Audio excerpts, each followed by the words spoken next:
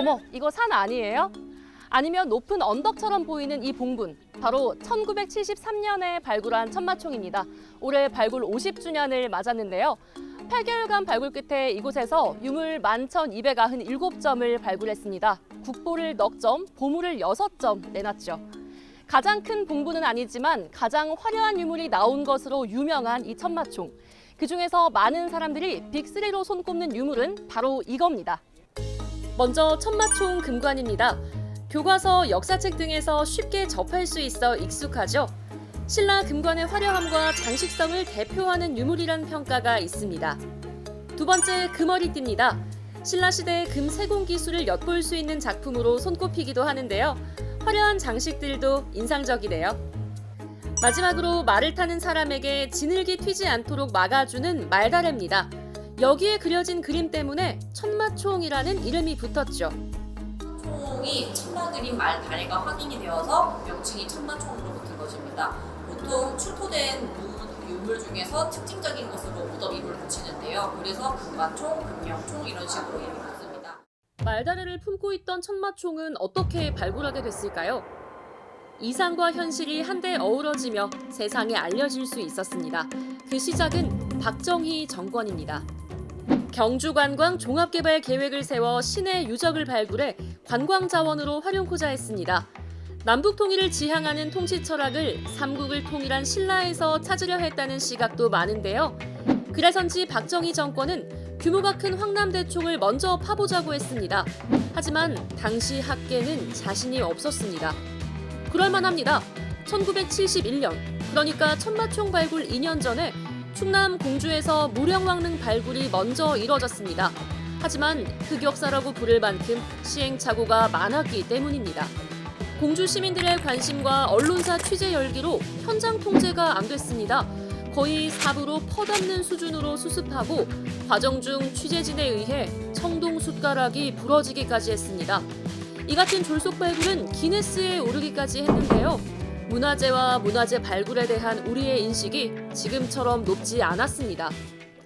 다시 천마총 얘기로 돌아가면 당시 발굴 전문가도 부족한 상황이라 규모가 큰 황남대총 발굴을 미루려고 대안을 찾습니다. 상대적으로 규모가 작은 천마총으로 시험해보겠다며 시간을 벌려고 한 거죠. 그런데 여기서 화려한 황금 유물이 줄지어 나온 겁니다. 그야말로 황금의 나라라는 수식어가 참 잘 어울리죠. 천년간 신라의 중심이었던 경주. 이곳에서는 황금뿐 아니라 다양한 재질의 유물이 쏟아져 나옵니다. 때문에 이 땅 위에서 숨쉬던 사람들의 천년 흔적을 찾아 지금도 계속 발굴을 이어가고 있습니다. 발굴단은 오전 9시부터 오후 6시까지 쪽샘지구를 비롯한 경주 곳곳에서 발굴을 진행하고 있습니다. 2021년 경주역이 폐역이 되며 철로를 쓰지 않게 되자 이 일대도 발굴을 시작했고요. 옛사람들의 생활과 문화 양식을 다각도로 들여다보기 위해 미술, 건축, 토목 등 다양한 분야의 전문가와 협업하고 있습니다. 솔과 붓이 1년에 몇 개씩 달아 없어질 정도로 현장에서 최선을 다해 역사의 흔적을 찾습니다.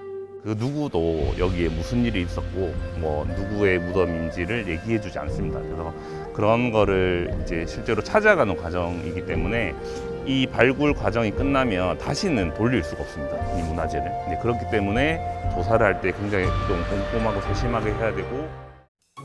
버리려고 내놓은 책에서 보물이 나오거나 빨래판으로 쓰던 돌이 비석 일부라고 하니 뭐 하나 허투루 볼 수 없습니다. 사는 곳도 영향을 받긴 마찬가지입니다. 경주 대부분 지역이 신축 공사를 진행한다면 먼저 문화재 발굴을 해야 하는 곳입니다. 그나마 다행인 건 대지 면적이 792제곱미터 이하이면 국가가 공사 전에 발굴 인력을 지원한다는 거죠. 그런데 공사를 시작했는데 갑자기 문화재가 나왔다? 이 경우에는 지원이 없어서 개인이 부담해야 합니다. 그렇다면 기존의 집들은 괜찮을까요? 아니요.